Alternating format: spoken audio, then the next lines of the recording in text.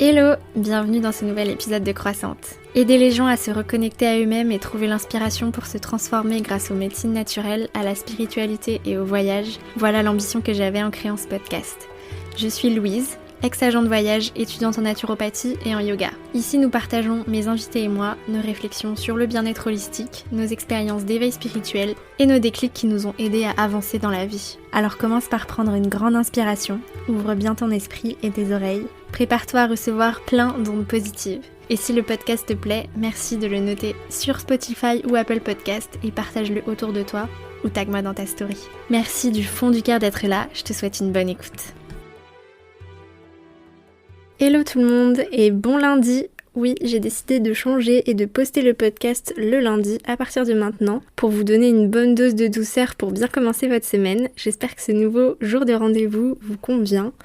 Alors aujourd'hui, je vous partage une longue et riche conversation avec Dara, une professeure de danse intuitive avec qui on a parlé des origines symboliques et culturelles des mouvements du corps et comment on peut guérir au travers de la danse et en quoi le mouvement instinctif peut être une vraie pratique thérapeutique et spirituelle. Si vous avez fait de la danse étant petite ou si vous avez fait un sport de compétition, je pense que ça vous parlera et peut-être même que ça vous donnera des idées pour vous réconcilier avec votre corps. Avec Dara, on attend avec impatience vos retours sur ce qu'on s'est dit, alors n'hésitez pas à nous écrire sur nos Instagram et à partager l'épisode si ça vous a inspiré des réflexions. À tout de suite. Avant de commencer l'épisode, laisse-moi te parler de mon partenaire affilié Evolume, mon application de méditation guidée dont je parle longuement dans l'épisode 15.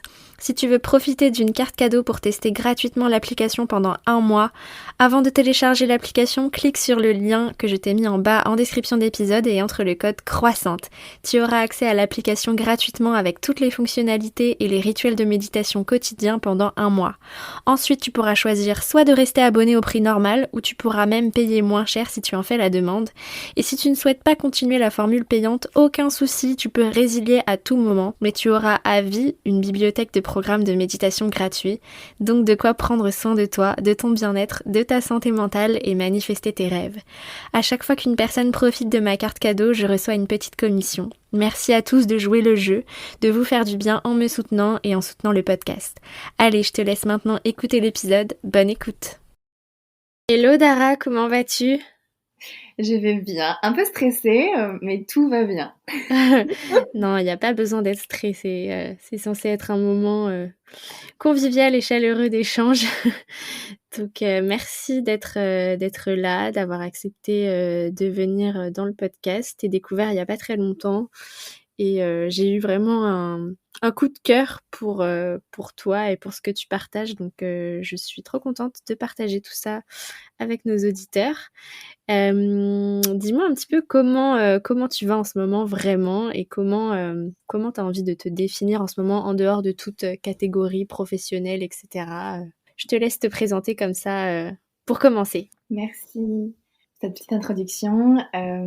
Alors comment je vais vraiment en ce moment? C'est une bonne question. On est en fin d'année et je sens que j'ai beaucoup donné. Cette année, c'était l'année où je me suis montrée et j'ai voulu déployer ce que je faisais, ce que j'avais envie d'offrir. Donc j'ai beaucoup donné. J'en étais à ma 7e retraite en à peu près 7 mois. J'ai donné mes cours de danse, j'ai déménagé dans le Pays Basque, où j'habite aujourd'hui, et là je te parle de Biarritz. Mhm. Euh, et en fait, mon corps a un peu lâché. Il y a 3 semaines, je suis tombée malade, et c'était une bonne chose. En fait, je me sentais en vacances, et je me suis dit, ok, si tu te sens en vacances, Dara, à ce moment-là, c'est que il y a un truc qui est pas juste dans ton rythme de vie, de travail, et du coup, j'ai réajusté tout ça. Et là, je me sens beaucoup mieux, vraiment, depuis cette semaine, parce on m'a offert une retraite pour thérapeute la semaine dernière. C'est la première Mhm. fois où j'allais à une retraite, euh, mais pas pour donner, comme je l'ai pu faire cette année, mais pour recevoir. Du coup, c'était agréable de recevoir et là de ralentir. Et en fait, cette semaine, elle est assez douce. Voilà, j'ai ce rendez-vous avec toi et j'ai un autre Mhm. atelier et une conférence. Donc, tu vois, c'est calme. Je suis contente pour cette fin d'année. Trop bien. Et alors, comment tu te définis du coup? Alors, c'est toujours pas forcément facile d'avoir les mots, de me définir avec un je suis. je suis professeure de danse, je fais ça. En tout cas, ce que j'aime, c'est transmettre les bienfaits de la danse, libre, intuitive, et de pouvoir aider les personnes à étendre leur palette de mouvements, ou comme on Mm. peut dire, le répertoire de ta danse, de tes propres mouvements, et de venir explorer tout ce champ à travers la danse. Donc, c'est ce que je fais essentiellement. Trop bien, c'est très inspirant. On va reparler de tout ça, plus longuement, juste après. J'ai trop hâte, de savoir tout ce que tu vas nous partager. Au niveau de ton parcours, déjà, quel a été un petit peu ton parcours et quels ont été les moments dans ce parcours qui t'ont amené à avoir des déclics? D'après ce que j'ai compris, tu as traversé quelques épreuves qui ont fait que tu es la personne, que tu es aujourd'hui. Est-ce que tu peux nous partager tout ça? Oui, avec grand plaisir. Alors déjà, pour résumer, je suis autodidacte. J'ai pas de formation d'école de danse. Ce qui s'est passé, c'est que j'ai commencé à danser à l'âge de 3 ans dans des écoles. Là, pour l'instant, des choses assez cool. Tu vois, le cours du mercredi après-midi, le spectacle de fin d'année. Et Mmh. j'enchaînais plusieurs écoles parce que j'aimais bien la danse à la fois moderne, la danse indienne, j'ai fait de la danse orientale. Et j'aimais bien ça jusqu'à mes 16 ans. Voilà. Et à l'âge de 16 ans, j'ai eu un accident en escalade. Et je suis tombée à peu près de 7 mètres, ce qui a brisé des vertèbres dans mon dos, qui les a déplacées. Et je suis partie à l'hôpital pour me faire opérer et, euh, et voilà, et pouvoir guérir. Et ensuite, on m'a dit, tu ne pourras plus jamais danser, ton corps, il est trop fracturé. Voilà, en fait, tu t'es cassé des vertèbres et j'ai eu une opération avec des vis dans le dos pour Mmh. me remettre à la verticale, enfin, et pouvoir reconsolider mes, mes vertèbres. Donc à cette époque-là, c'est quand même un choc, mais j'étais un peu dans le déni et j'étais ok, je vais vivre une vie autrement, même si j'aimais la danse, je vais faire autre chose, je vais, je vais vivre à 100 à l'heure, parce qu'à cette époque j'avais envie de tout vivre du coup, parce qu'à 16 ans j'avais eu cette peur de mourir jeune. Mmh, ouais, je vois ce que tu veux dire. Et t'es pas prête en fait si jeune à vivre ça. Mais je me rends compte que cet événement m'a permis de me connaître et j'écrivais dans mon carnet à cette époque que avant l'accident, je me sentais étrangère à moi-même. Et en fait, cet accident m'a permis de me révéler et de connaître mon corps et de même me connaître mieux dans la danse. La danse m'a suivie après, mais pas dans le corps parce que je pouvais plus utiliser mon corps pour danser. Donc de temps en temps avec des amis, voilà, mais je pouvais plus refaire des cours de danse. Donc Mmh. j'avais toujours un attrait pour la danse et ça s'est matérialisé dans toutes mes sorties pour des spectacles de danse, aller voir des festivals de danse, des films. J'ai aussi étudié l'histoire de la danse. J'ai eu un parcours très scolaire et académique dans l'histoire de l'art. Et dès que je pouvais, en fait, j'allais lire sur l'histoire de la danse, ce qui a fait que j'ai orienté tout mon parcours après en master sur l'histoire de la danse contemporaine et l'anthropologie de la danse, ce qui m'a emmené aussi à voyager, à faire des stages au OK. Cameroun pour étudier tout ça. C'était où tes études? J'ai étudié à Paris, à la Sorbonne et à l'école du Louvre. Et ensuite en Allemagne, où j'ai fait un master OK, c'était à quelle Sorbonne? 4. OK, OK, ça marche. Non, parce que je demande Ouais. parce que moi j'ai fait une licence de médiation culturelle et il y avait aussi une spécialité, art du spectacle, je crois, donc je me suis dit: si ça se trouve, on a eu des profs en commun, ça aurait été marrant. Et du coup, avant ton accident, hem, la danse, qu'est-ce que ça représentait pour toi? Tu voulais en faire ton métier en tant que danseuse? Je pense que je me suis jamais vraiment posé la question, mais le fait d'avoir cet accident m'a empêché de le faire. Et là déjà tu te dis: «Oh, tu es restreinte». Heu, Mmh. alors qu'à 16 ans, moi je pensais pas encore vraiment à ma carrière, enfin à mon métier, à mon parcours après mes 18 ans. Mais ça a été de la danse plutôt chorégraphiée, tu vois, c'était de la danse qui me permettait de bouger dans mon corps. Quand t'es enfant, ouais, quand t'es adolescente, c'est une manière de bouger, d'être dans son corps, de s'exprimer. Mm. Euh, mais c'était une danse très chorégraphiée, très codifiée. C'est pas vraiment Ouais, une danse personnelle, tu vois. ok. Mm. Ouais, je vois. Bah, il y a pas mal de... Enfin, je m'identifie un peu à ton parcours parce que ouais, du coup, moi aussi, j'ai commencé vers 3 4 ans les cours de danse dans des Mhm. écoles avec effectivement ce système de cours de mercredi après-midi, classique, jazz, contemporain et surtout le spectacle de fin d'année qui était le moment le plus important de mon année, je pense. Et, et après le bac, du coup, j'ai fait un parcours aussi de fac sur de l'histoire de Mhm. l'art et de l'anthropologie. Ah, mais j'adore! Donc, donc voilà, je pense que on a pas mal de choses en commun. Carrément. T'étais où, toi? Alors bah moi j'étais dans mon enfance j'ai pas mal bougé mais surtout en Bretagne j'avais une école de danse qui était tenue par un couple qui s'était rencontré à l'Opéra de Paris qui étaient tous les deux donc très charismatiques très aimés, il y avait une ambiance très familiale et donc ils avaient en fait un système de classe par niveau forcément avec ils organisaient vraiment des très très très très beaux spectacles de fin d'année dans un théâtre sur une scène nationale Wow. avec 2 ballets et du coup c'était très sublimant pour moi en fait comme activité et j'avais vraiment envie d'en faire mon métier. Enfin pour moi c'était vraiment il me vendait du rêve en fait. Ouais.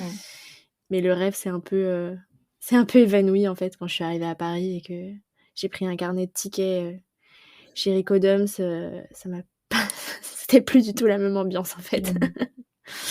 Donc voilà, donc en fait, j'ai aussi beaucoup et apprécié le moment où j'ai découvert Isadora Duncan. Ce qui me plaisait dans la danse, c'était beaucoup les mouvements sensuels et assez intuitifs, assez sauvages. Et en fait, du coup, je me suis rendu compte il y a pas très longtemps en découvrant la danse intuitive, la danse extatique, etc.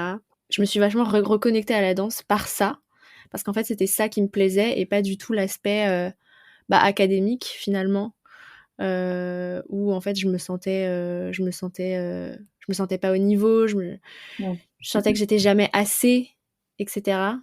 Donc du coup, c'est pour ça que ça me passionne et ça me fait un gros déclic de voir que des personnes comme toi ont transformé un petit peu leur pratique de danse académique dans un peu la danse intuitive, etc. Donc on va en parler un petit peu plus maintenant de tout ça. Est-ce que tu peux du coup nous expliquer ce que c'est le type de danse que tu enseignes maintenant, la danse intuitive, faire peut-être la différence entre, je sais pas, s'il y a une différence entre danse intuitive, danse extatique, etc. Voilà. Mhm. Oui, alors déjà, c'est vraiment beaucoup d'appellations. En fait, c'est assez vaste. Je trouve que ce mouvement de danse libre, intuitive, expressive, peut-être on peut même parler d'expressionniste, si on Mm. revient au début du XXe siècle, euh, dans les avant-gardes, même de la danse. En fait, il y a plein de mots, mais au final, parfois, ce qu'on va voir de l'extérieur, ça va être la même chose. Comme tu parles même de danse sensuelle, de danse qui se reconnecte au sens, donc à nos 5 sens. Une danse de méditation aussi, on appelle ça parfois la danse méditation. En tout cas, une danse consciente, une danse qui est plus ancrée dans le présent euh, et et, euh, qui se veut en tout cas complètement en connexion avec tes sens et avec ce que tu traverses aussi. Moi, ce que j'aime, c'est dans mes cours pouvoir donner un espace aux personnes pour leur permettre de se connecter à leur intériorité, ce que ça peut être leurs émotions, leurs pensées, tout ce qui les traverse en ce moment et leur permettre de processer ça, de digérer à travers cette pratique de la danse. Donc, en fait, j'appelle danse intuitive, mais aujourd'hui, à chaque fois que je commence un cours, je dis souvent, euh, bon, j'appelle ça danse intuitive parce que ça parle aux gens, mais en fait, je parle jamais d'intuition. Je parle plus d'instinct. Mm. Je parle plutôt de ce qu'il y a dans les tripes, de ce qu'il y a dans le ventre. Et pour moi, l'instinct, c'est ce qui nous connecte en bas, et l'intuition, c'est ce qui est en haut. C'est tous les messages, toutes les idées, l'inspiration que tu peux après recevoir d'en haut. Donc moi, je vois plutôt l'intuition comme le troisième œil, tu vois, donc, Ok. vers le haut. Et l'instinct, c'est plutôt dans le ventre, vers le bas du corps. Et donc danse libre, libre parce qu'on est libre de ses propres mouvements, donc c'est une danse plutôt personnelle, unique à toi. Et libre parce qu'elle est libre de codification, libre de gestuelle qui va être transmise, c'est comme une chorégraphie. Mm. Et esthétique, ou extatique, comme tu en parles, c'est un mot qu'on utilise déjà pour caractériser les danses ancestrales ou des danses ritualisées qui viennent de traditions anciennes. Parce que dans la danse extatique, on a le mot extase qui se réfère aussi à la transe. Et il y avait des danses, ou il y a encore des danses dans des cultures où on va danser en collectif. Et par contre, ici, on va avoir une gestuelle euh, commune pour arriver à un état de transe. Donc aujourd'hui, on parle même de danse extatique parce que peut-être tu connais l'estatic dance. Euh, Mm. et ça, c'est un mouvement plus récent. Et aujourd'hui, quand on parle de aesthetic dance, on se réfère vraiment à ce mouvement de danse libre avec un DJ où il y a des règles comme il n'y a pas d'alcool, il n'y a pas de jugement, il y a, Ouais. enfin voilà, tu vois, il y a un respect euh, envers les uns et les autres. Mais en tout cas, juste le mot extatique, ça se réfère aussi à cet état de transe, mais que tu peux aussi avoir du coup dans les danses, dans les aesthetic dance aujourd'hui dans le monde. Mm. Ok. Ouais, bah, j'ai découvert ça un peu parce que bah, forcément, comme je vais déménager à Bali et que j'ai une obsession pour Bali, une obsession pas du tout originale d'ailleurs, je suis plein de gens qui font le dimanche matin à Bali à l'Ecstatic Dance. Et Ouais, donc... j'y étais aussi. Ouais, C'est génial. À Ubud. ouais, bah du coup, je À pense que Ubud. je vais aller tester tout ça très bientôt, Oh, c'est génial. j'espère. Donc voilà, je vais tester parce que bon, pour l'instant, je fais ça dans ma chambre, devant mon miroir. Ah, j'ai même fait une séance une fois où je me suis carrément mise à poil. J'étais à poil dans mon salon en train de danser dans tous les sens. C'était très agréable. Euh, Magnifique expérience. ouais. Alors du coup, bah, euh, je t'ai découverte par un atelier qui a été organisé par Evolume, donc une Mhm. application de méditation. Il n'y a pas que de la méditation du coup. Euh, donc tu nous as fait un atelier et tu as introduit l'atelier en nous parlant un peu des origines de la danse, euh, des symboles, donc un petit peu aussi bah, d'anthropologie. J'ai cru comprendre aussi que tu avais des origines laotiennes, que tu avais été là-bas et Oui. qu'en fait il y a plein de... Dans les mouvements, il y a des origines et des symboles culturels, mythologiques, etc. Est-ce que tu peux nous parler un petit peu de tout ça?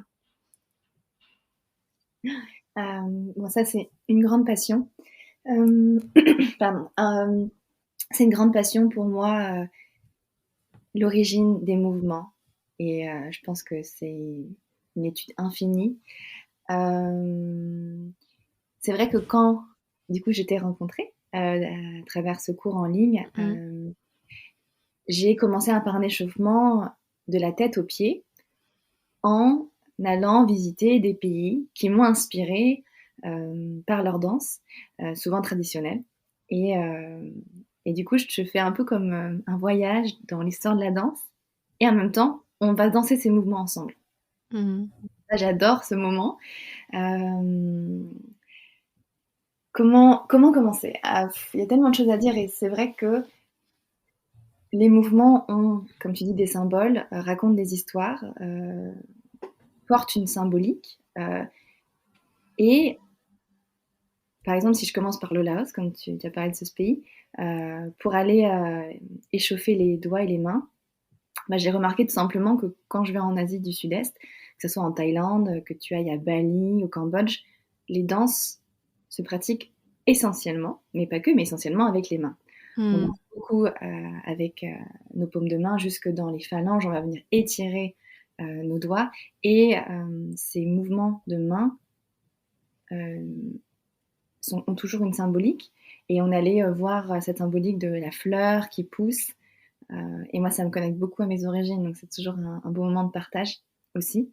Hmm. En même temps, on apprend une histoire et on va venir échauffer cette partie de notre corps. Et c'est ce que j'aime étudier et c'est ce que j'aime partager dans mes cours, que ça soit même dans le bas du corps, aller plutôt en Afrique. Euh, et par exemple, parler d'une danse en Afrique du Sud, même récente, ça peut être une danse qui est née avant l'apartheid, pendant les années 70, dans des mines. Et je parle du gumboot, et ça se réfère aux bottes que les personnes utilisaient dans les mines pour chercher l'or. Et donc, ils avaient des bottes, et ils ont créé toute une palette de mouvements, tout un vocabulaire, un langage pour communiquer ensemble dans les mines avec leurs bottes. Donc, en fait, j'adore connaître la signification des mouvements, que ça soit à la fois une danse traditionnelle qu'une danse plus récente. Pour parler de la danse orientale, ce que j'ai beaucoup aimé, c'est en fait toute cette ouverture donc, du bassin jusque dans le torse, la poitrine. En fait, la danse orientale est née en Égypte ancienne. Et ça a été le berceau de toute cette culture autour de la sensualité, de l'ouverture de la poitrine, des côtes. Et ça permet pendant le cours aussi de venir ouvrir amplement son torse dans tous les côtés et de commencer aussi à fluidifier sa colonne vertébrale. Et en fait, les femmes ont dansé pour célébrer la crue du Nil, donc tous les rites autour de la fertilité, d'où aussi le Hmm. mouvement du bassin. Et, et ça, ce que j'aime aussi, c'est toutes ces danses qu'on a utilisées pour être en lien avec la nature, pour pouvoir célébrer peut-être la récolte, ou pour venir invoquer quelque chose aussi. Invoquer, par exemple, la pluie quand il y avait trop de sécheresse ou inversement. Et en fait, que ce soit Hmm. en Égypte ou que ce soit en Afrique, en Asie, il y a des danses qui ont eu cette portée-là de venir communiquer avec le cosmos. Euh, Hmm. et ça, j'adore, comme la danse soufie, qui est une danse spirituelle euh, et qui m'inspire beaucoup aussi. C'est difficile d'avoir un fil rouge, mais j'ai l'impression qu'il y a plein d'idées dans ma tête, donc je pourrais aussi parler en Afrique, où je suis partie au Cameroun.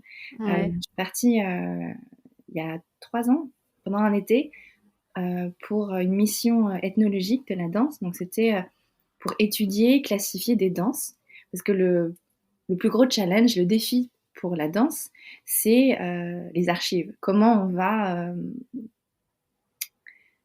va conserver ces danses ancestrales. Puisque comme Hmm. c'est un art qui est matériel, à l'inverse de l'architecture, la sculpture, la peinture, on a à foison des archives, des livres qui en parlent, des études. Comment, en fait, dans la danse, on peut la, la classifier, l'étudier. Et Hmm. voilà. Donc, je suis partie dans cette mission ethnologique au Cameroun, qui était d'ailleurs aussi financée par le musée de la culture et de la danse euh, de, de Yaoundé, parce Ok. qu'ils avaient envie de commencer à porter plus d'importance à ces danses. Parce qu'en fait, il y a beaucoup d'ethnies Hmm. différentes au Cameroun, et donc beaucoup de danses également. Et en fait, c'était magnifique parce qu'on pouvait voir des danses rituelles, des danses collectives, où là, l'intérêt, c'était d'invoquer quelque chose, de danser avec le cosmos, danser avec aussi des parures, des masques, de venir aussi utiliser la danse comme une transition pour des hommes, par exemple, comme les rites initiatiques, pour qu'un jeune garçon devienne un homme. Et en fait, ici aussi, on a des mouvements qui sont codifiés et répétés. Et, et c'est ça qui m'a beaucoup inspirée. Donc en fait, dans mes cours de danse, je vais donner juste une petite fenêtre. Je vais juste introduire quelques mouvements. Euh, mais voilà, enfin, en tout cas, voilà, c'est ce qui me passionne. Euh, c'est ce qui... Et là encore aujourd'hui, j'ai envie de voyager. En fait, avant le podcast, j'étais en train de me dire, mais où est-ce que j'aimerais encore aller de quoi j'aimerais parler. Et, en fait, j'étais en train de regarder des danses et je me suis rendu compte que c'est vaste parce qu'en fait, chaque pays a des danses particulières. Et, euh, et oui, en fait, le champ est vaste. Et j'aimerais encore aller voyager et aller étudier tout ça, en tout cas. Ouais, c'est passionnant et ça me donne envie dans mes futurs voyages, de faire une initiation à la danse traditionnelle, en fait, dans chaque pays où tu vas, parce que je pense que c'est une bonne façon de découvrir et de s'imprégner physiquement de culture et de symboles, quoi. Ouais. Mais moi, à Euh, Bali, surtout, il y a beaucoup de danses traditionnelles. ouais, bah j'ai vu, enfin, à chaque fois que j'y suis allée, j'ai vu plein de spectacles et tout, surtout quand j'y suis allée pour le travail, où Mm. chaque fois qu'on allait quelque part, on avait le droit à notre danse traditionnelle pendant des plombes. Et ouais, c'est toujours assez mystique, en fait. Mhm. Et ouais, pour revenir aussi à la danse orientale, donc j'en ai fait, je m'étais inscrite à un cours à Paris, j'en ai fait pendant quelques mois. Alors c'est très très difficile, mais vraiment j'adore. Et en fait, ce qui me fait tilt, c'est au niveau de la sensualité, de l'énergie féminine en fait dans la danse. Quand j'organisais, je me rappelle une fois, j'avais dû organiser un spectacle de danse pour le collège. Et la prof qui s'occupait de ça, la prof de français qui chaperonnait tout ça, m'avait dit: Louise, enfin, vous êtes encore des petites filles, vous avez 12-13 ans, la danse que tu as proposée, elle est trop provocante. Mm. Et moi, en fait, ça m'avait embêtée parce qu'en fait, pour moi, il n'y avait pas du tout enfin, ça me mettait mal à l'aise de voir que, en fait, ces danses-là, c'était considéré comme sexualisé. Par exemple, la danse orientale, c'est très sexualisé de nos jours. Enfin, on voit ça comme. Enfin, il y a plein de contes de danse orientale où en fait, voilà, c'est très sexualisé, alors qu'en fait, les mouvements des hanches, les mouvements de la poitrine, etc., c'est des choses qui sont, bah ouais, comme tu disais, en fait, sacrées, qui représentent une énergie féminine, qui est reliée au cosmos, etc. Et en fait, voilà, je me rends compte que quand j'avais envie de faire ces danses-là, c'est pas du tout parce que que j'avais des envies de provocation, Mm. mais plus parce que, bah, en fait, c'est de l'instinct, quoi. Bien sûr, c'est l'instinct. Mais c'est ça, oui. Mais il y a une forme de pudeur et aussi d'interdit parce que, comme tu dis, bah voilà, le torse, le bassin, les rondeurs, la sensualité, toutes ces formes sinueuses, les mouvements fluides, les mouvements onduleux, oui, parfois c'est tabou. Enfin, Ouais. à voir aussi, il y a du coup à montrer, à exposer. Et au-delà de l'aspect sacré et culturel, ancestral, etc., il y a aussi, ben, dans ces mouvements, des vertus thérapeutiques. Est-ce que tu peux nous parler bah, du coup, des bienfaits de la danse et des vertus thérapeutiques qui, qui en découlent? Oui, bah, je pense que toi aussi tu vas pouvoir parler de ce que tu as vécu, mais déjà de notre histoire personnelle. Euh, Qu'est-ce qui a fait que la danse est thérapeutique quand on était petite, quand tu disais on dansait dans des spectacles de danse, on dansait le mercredi après-midi. Déjà, on sentait une forme de lâcher, une forme d'expression, de pouvoir être dans le corps, de pouvoir ne pas être dans la tête, de pouvoir pratiquer voilà, une, une pratique corporelle, une pratique sportive. Euh, et la danse, pour moi, elle est devenue thérapeutique parce qu'elle m'a permis de me guérir de tous mes traumas liés à l'accident. En fait, un jour, mon corps m'a rappelé à l'ordre, en fait, quand je t'ai dit qu'à 16 ans, je voulais vivre une vie à 100 à l'heure. Donc j'ai fait ça pendant à peu près 2-3 ans, mais à un moment donné, mon corps m'a dit, en fait, tu t'épuises et t'as que 18 ans, donc ralentis. Et j'ai commencé à avoir mal au dos euh, parce que j'en faisais beaucoup trop dans ma vie. Et je me suis orientée vers la méditation, le yoga.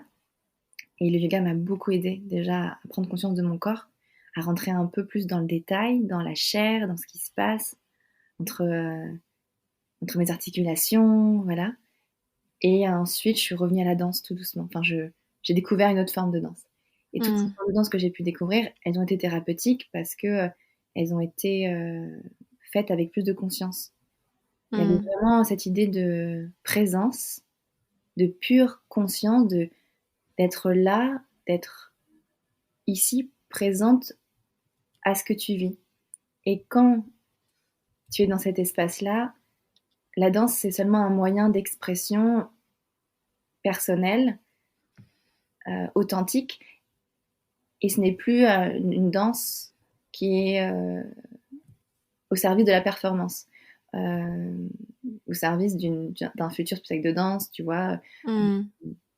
Donc, ça devient thérapeutique parce que, en tout cas pour ma part, ça a été révélateur. J'avais besoin de danser.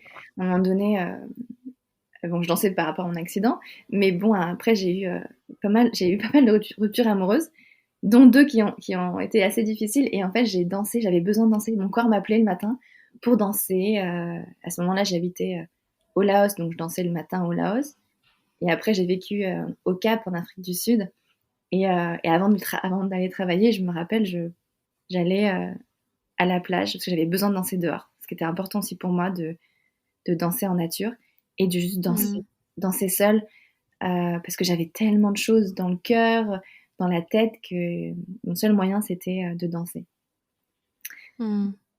Donc pour moi c'est ça, c'est quand la danse te permet de faire de la place à tout ce que tu vis, en incluant tes émotions, euh, tes pensées, et on a toujours des émotions, on a toujours des pensées, on est fait de ça.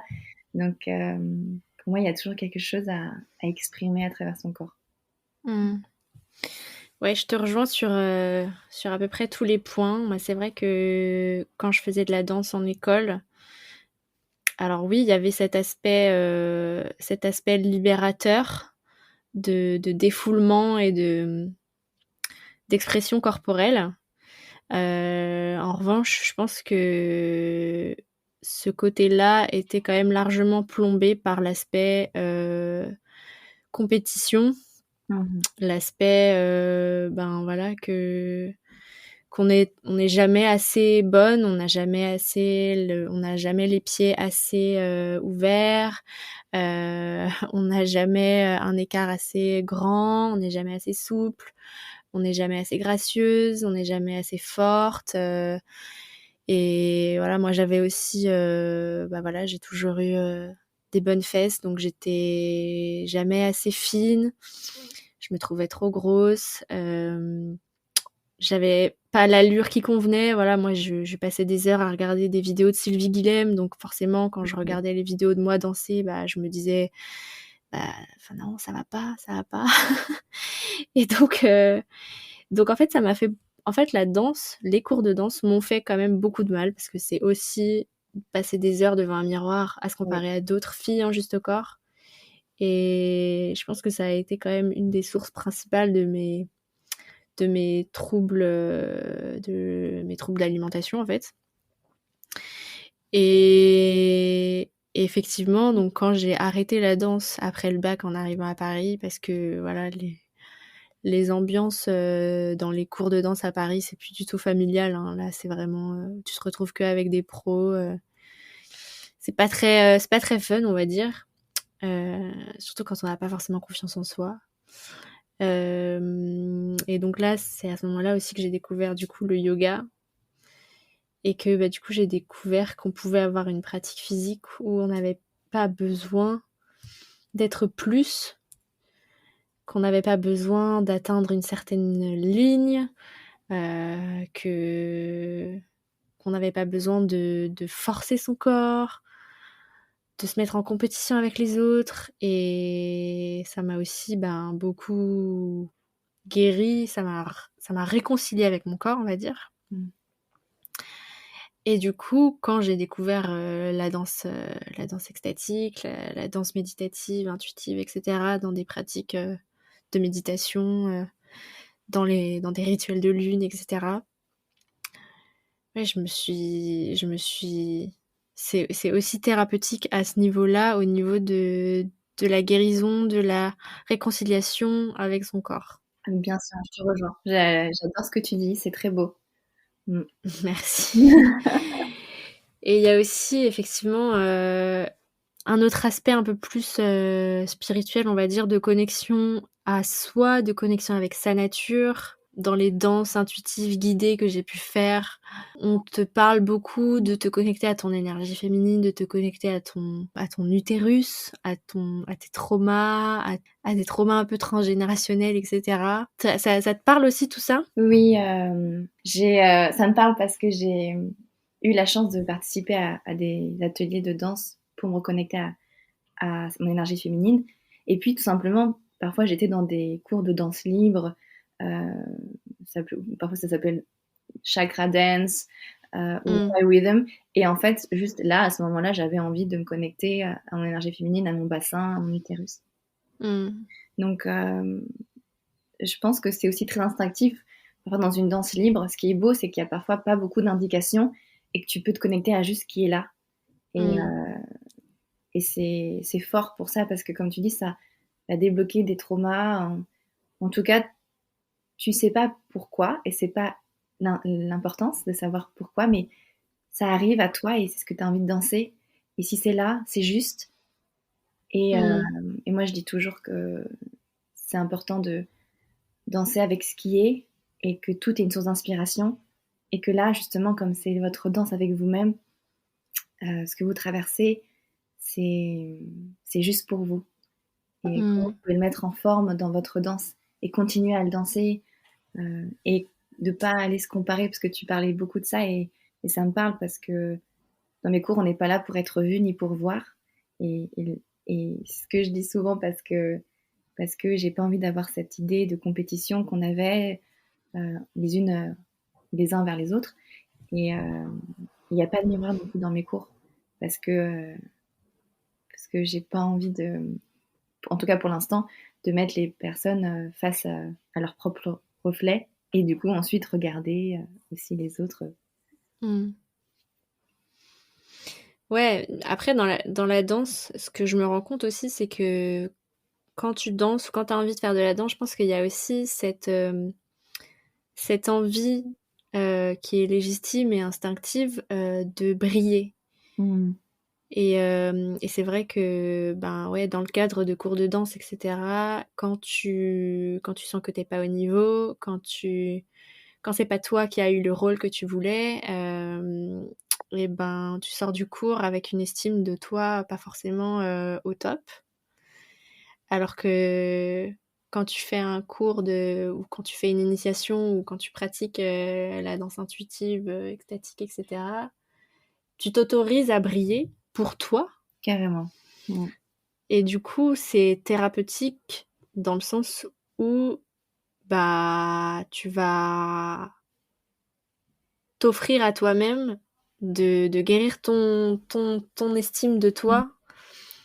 Et concrètement, comment ça peut guérir des traumas ? Voilà, tous ces traumas de manque d'estime de soi, de manque de confiance, de s'être senti inférieur, etc. Par cette pratique-là, tu vas pouvoir te libérer de tout ça, en fait. Ouais, carrément. C'est prendre sa place dans cet espace de danse et d'étendre son champ de danse à la même hauteur que les autres et qu'il n'y a pas quelqu'un qui est plus haut que l'autre. Ouais. Et on est tous et toutes en train de danser ensemble au même niveau. C'est ça. Et de mettre une intention, d'oser faire des mouvements qu'on a envie, et éventuellement si on fait ça tout seul, de se regarder dans le miroir et de s'envoyer de l'amour et de se découvrir et de s'aimer, quoi. Oui, ce que je dis aussi, que c'est comme une lettre d'amour que tu écris à ton propre corps, une lettre Mmh. d'amour à toi-même, parce que Ouais, c'est ce que j'aime dans exactement. le mouvement et dans la danse, c'est que oui, ça peut être ce moment de se donner de l'amour. Mmh. Exactement. Est-ce que pour toi, du coup, tu une pratique aussi qui est spirituelle? Est-ce que tu peux nous dire un petit peu quel est ton rapport avec la spiritualité? Est-ce qu'il y a un lien entre la danse et la spiritualité? Est-ce que c'est une pratique spirituelle pour toi? C'est très intéressant parce que ce terme spiritualité ou danse spirituelle, je pense qu'on peut le voir de différentes manières. Un peu, est-ce que la danse est une danse religieuse pour toi? Euh, et est-ce que la danse spirituelle est aussi une danse qui peut te permettre de te connecter à toi? Pour moi, c'est ça un peu plus. C'est une danse qui va me permettre de me connecter à mon énergie. J'ai l'impression que le matin, quand je me lève, je suis pas du tout moi. J'ai l'impression qu'à chaque fois que je me lève, c'est un peu une nouvelle vie. Mmh. Et en fait, je dois un peu réapprendre à rentrer dans mon corps. Et ça, j'ai un peu ce moment-là le matin de connexion avec moi-même. Sinon, après, je suis complètement dans l'air, parce que je suis complètement dans mes pensées, je suis un peu tête en l'air. Et donc voilà, après, je commençais à faire une journée qui est pas du tout ancrée. Et donc, moi, j'ai besoin de la danse pour m'ancrer le matin. Euh, Mmh. j'ai besoin de cette pratique corporelle euh, pour rencontrer mon corps chaque matin. OK. Et quand je le fais pas, je sais que du coup, je suis pas du tout alignée. Ouais. Euh, et du coup, c'est devenu une pratique spirituelle parce que depuis l'accident, c'est ancré dans ma vie. Bon, enfin, la danse est revenue tout doucement, mais elle prend beaucoup de place parce que j'aime l'intégrer avec de la musique. Parce qu'on n'a pas encore parlé de musique, mais la musique est très importante pour la danse, mais aussi le Ouais. silence. Et en fait, en ce moment, je pratique beaucoup le silence. J'ai besoin de beaucoup de m'intérioriser dans le calme. Et en fait, j'ai vécu une très belle expérience de silence en Afrique du Sud quand j'y vivais. Euh, donc j'ai fait les 10 jours du Vipassana déjà de méditation qui m'ont beaucoup aidée. Et en fait, j'ai aussi fait une retraite de danse en silence. Donc on parlait pas et notre seul moyen de s'exprimer, c'était par le mouvement. Donc tu es là pendant Mmh. 4 jours, tu parles pas aux gens, mais en fait tu danses à peu près genre 5 heures par jour et tu as différents ateliers et c'est magique. Euh, et en fait, parfois je regarde un coucher de soleil, mais j'ai juste envie de danser, de ressentir ce que ça me fait à moi dans mon corps. Et je pense que pour ça, c'est une pratique spirituelle, parce que c'est une pratique qui me permet de me connecter à la nature, à, Mmh. à mes perceptions et l'environnement change toujours. Donc si je danse devant un coucher de soleil ou que je danse ailleurs un matin ou, euh, ou même dans ma chambre, en fait, c'est toujours une pratique unique et c'est une pratique qui me connecte à moi. En fait, j'ai l'impression que c'est comme ça, en tout cas pour moi. Et il y en a, ça va être, je sais pas, le chant, la méditation, le yoga ou d'autres formes. Mais en tout cas, moi, c'est la danse qui me permet de rentrer en contact avec moi, avec mon âme, avec ce que j'ai envie de faire, avec mes profondes envies. C'est par le mouvement, c'est par la connexion à la nature, au cosmos, à ma place dans le monde. Et tout ça, c'est par la danse. Mmh. C'est trop, ça peut te parler, mais... Ouais, ouais, non, mais puis, en plus, si on revient, du coup, aux origines de la danse, Mhm, à chaque fois, les danses traditionnelles, bah, en fait, elles ont été faites, la plupart du temps pour, bah, dans des rituels, religieux, non? mhm. Oui, c'est vrai. Tu as raison. C'était en fait la danse qui est ritualisée dans des ethnies, dans des cultures. Euh, c'est une danse qui est pour moi spirituelle parce que pour moi, la spiritualité, ça veut dire tu te questionnes sur ta place dans le monde. Mm. Donc toutes ces danses qui étaient faites autour, par exemple, d'un feu pour invoquer une entité, un esprit, ou les danses, pour aussi les danses de guérison, pour venir aider quelqu'un qui était malade. Donc on appelle Mm. souvent comme une figure comme le chaman pour venir danser une danse. Euh, lui, il arrive en transe pour en fait se connecter aux esprits de la personne pour venir l'aider et le guérir. Donc Mm. pour moi, c'est des danses spirituelles parce qu'on est connecté à plus grand que nous. Euh, Mm. mais ensuite, ce qui s'est passé avec la religion aussi, enfin la religion chrétienne, la religion catholique, a interdit aussi la danse parce que c'était du coup la danse égorgée de sens. La danse, elle t'invite à danser avec ton corps et à un moment donné, Mm. on a aussi se séparé du corps parce que le corps Mm. est maudit. Donc, à un moment donné aussi, on a dans la religion occidentale, on a on a mis le corps comme un tabou et du coup la danse aussi. Mm. Je sais pas si je sais pas si tu vois les tableaux de Salomé, c'est cette danse sensuelle et séductrice et du coup Salomé, elle était vue comme une sorcière un peu, Mm. tu vois. Tiens, tiens, encore. Est-ce que, je sais pas, tu pourrais nous donner un exemple d'une culture qui a une danse spécifique pour une divinité que tu peux éventuellement, enfin, je sais pas, qui est peut-être réappropriée dans des danses que tu utilises dans tes cours ou. Moi, je me sens pas. J'aime bien m'inspirer, mais Mhm, je vais pas faire comme eux parce qu'en fait, pour moi, c'est aussi, ça peut être dangereux. Enfin, mhm, tu invoques des choses et du coup, ça, déjà, tu crées un espace où tu vas accueillir et tu appelles les esprits. Pour moi, je suis pas capable de maintenir ce genre d'espace parce qu'il peut se passer des choses et que déjà dans ce que je fais, qui est pour moi très simple, en fait, c'est déjà un espace d'expression énorme et de libération. Comme tu as déjà mhm, pu dire, on se libère beaucoup. Et déjà, rien que ça, c'est tenir un espace, euh, c'est c'est déjà beaucoup. mhm, Donc, j'en suis pas encore arrivée, en tout cas aujourd'hui dans mon parcours, à aller ouvrir ces espaces où, euh, tu vois, mhm, de danse trans, mais comme pas des danses esthétiques comme ce qu'on peut vivre en esthétique dance, mais des danses trans vraiment, vraiment intenses, tu vois. mhm. Mm.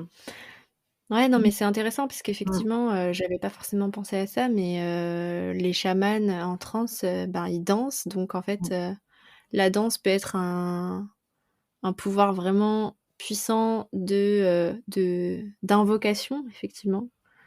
Et ouais, je pense que on peut pas faire n'importe quoi, quoi. Oui, c'est clair. Je pense on peut vite passer je sais pas comment m'exprimer, mais Tu ne contrôles plus ton corps, par en exemple, fait. ouais, par exemple, tu vois, quand on fait des breathwork, Mhm.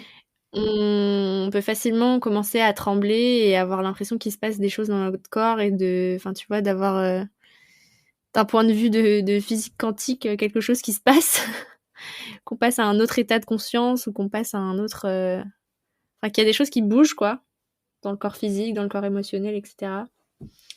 Donc, c'est intéressant aussi de se dire que voilà, il faut que ce soit aussi encadré et qu'on peut pas faire Bien n'importe sûr. quoi.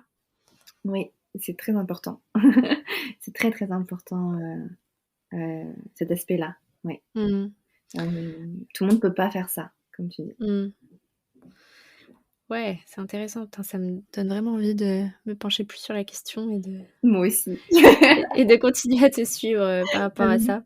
Mais si je peux juste donner un détail sur une danse spirituelle qui m'inspire, enfin qui m'inspire depuis très peu et j'ai pas encore Mmh. incorporé dans mes cours parce que je prends aussi le temps de l'intégrer. C'est la danse soufie, c'est une danse spirituelle, en tout cas qui se dit Mmh. spirituelle et qui se dit spirituelle parce qu'elle intègre des mouvements sacrés.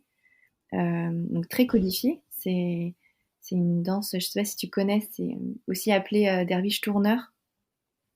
Ah oui, oui, oui. C'est une danse qui vient d'Iran.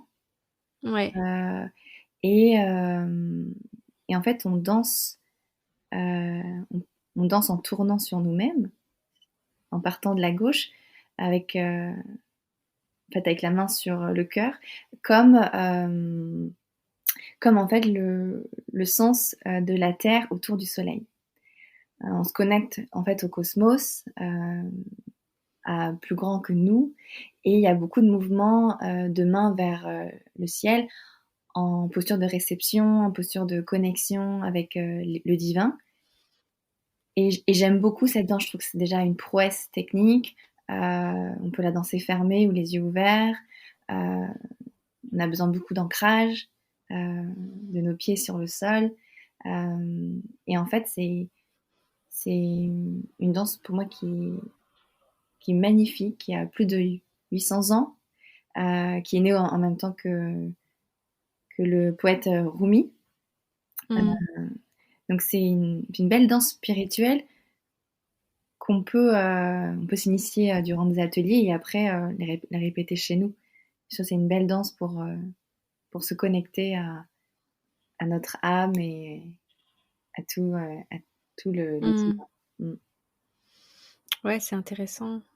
Ça donne envie de tester tes cours. Alors justement, je voulais aussi te demander comment commencer à pratiquer, comment commencer à découvrir tout ça, éventuellement pour ceux qui voudraient approfondir, comment aussi se renseigner, quelles ressources, est-ce que tu as des livres, des documentaires, etc. à conseiller? Alors pour l'instant, j'ai que des cours en présentiel. Mmh. Je donne des cours dans le Pays Basque.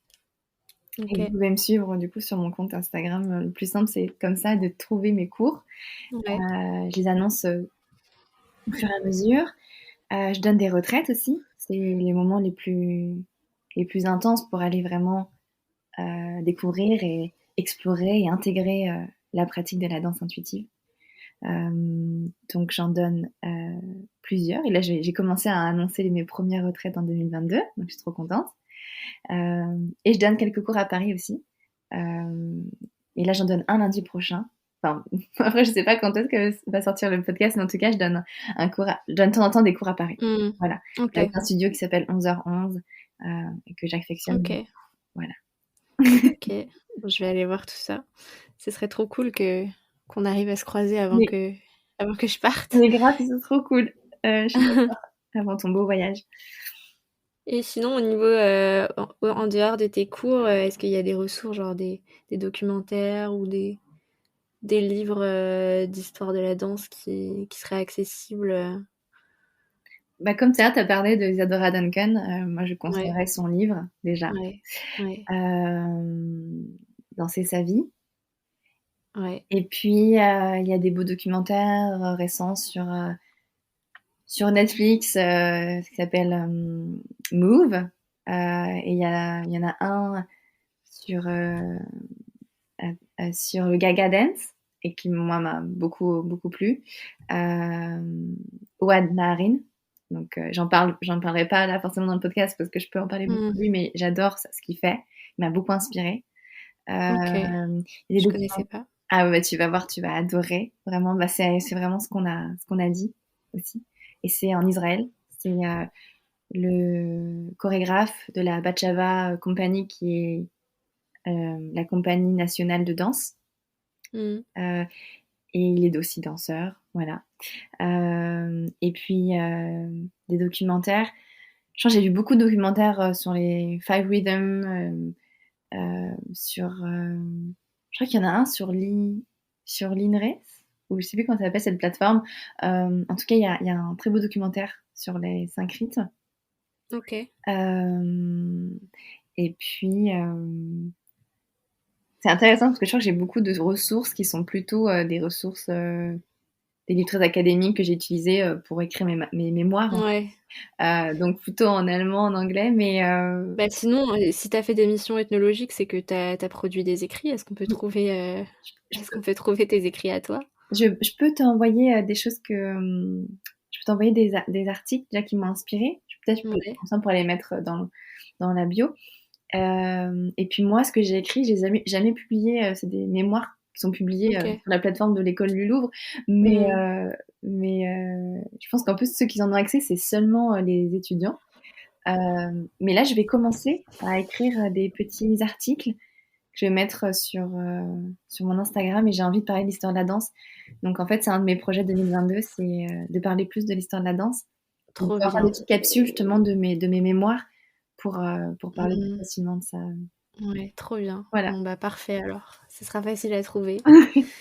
Trop hâte. Est-ce que tu as envie de partager une dernière chose dans ce podcast, une autre réflexion, si tu as envie d'ajouter quelque chose, ou est-ce que tu as envie de nous partager une réflexion ou un projet en cours? Ce que j'aimerais partager en ce moment, c'est mon besoin beaucoup de silence et que ça revient dans ma vie parce que pendant un an, ça c'est un peu estompé dans ma vie et là, il revient et en fait, je vais lancer un nouveau projet, de nouvelles retraites, en 2022, autour justement du silence et de la danse. Il y aura la musique, mais il y aura aussi beaucoup ce concept de silence, pouvoir rester dans un espace non verbal. Et ça, c'est quelque chose qui me tient beaucoup à cœur, qui m'a beaucoup transformée. Et sinon, bah, mes futures retraites, je donne une retraite en avril avec une hypnothérapeute qui est une amie. Et donc, c'est comment l'hypnose nous permet de nous déjà mettre dans un état modifié de conscience et ensuite de pouvoir danser avec ça et d'être beaucoup plus en confiance avec nous-mêmes et avec moins de blocage liés à notre mental qui peut-être qui peut nous répéter on est moins bien que les autres, on ne fait pas danser, on n'est pas assez. Mm. Voilà. Et d'aller explorer tout ce champ de l'émotionnel, donc avec l'hypnose et la danse. Et ça, c'est une retraite que je donne dans le Pays basque. Voilà, donc je suis très contente. Et sinon, une autre retraite qui je vais bientôt annoncer avec de la photographie et comment la photo, dans une séance de danse individuelle, peut nous permettre de voir et de voir encore plus ce qu'on est. Parce que pour moi, la photo, c'est vraiment je te vois. C'est à la fois l'image qui nous permet de nous regarder, mais à la fois tout le processus avant de ce moment de danse et donc avec moi de danse et avec mon amie qui s'appelle Marie, qui est allemande, donc c'est une retraite qui va se faire en anglais à Biarritz. Et, euh, et là, c'est mêler l'expression de soi à travers la photo et à travers la danse. Mm. Génial. Voilà.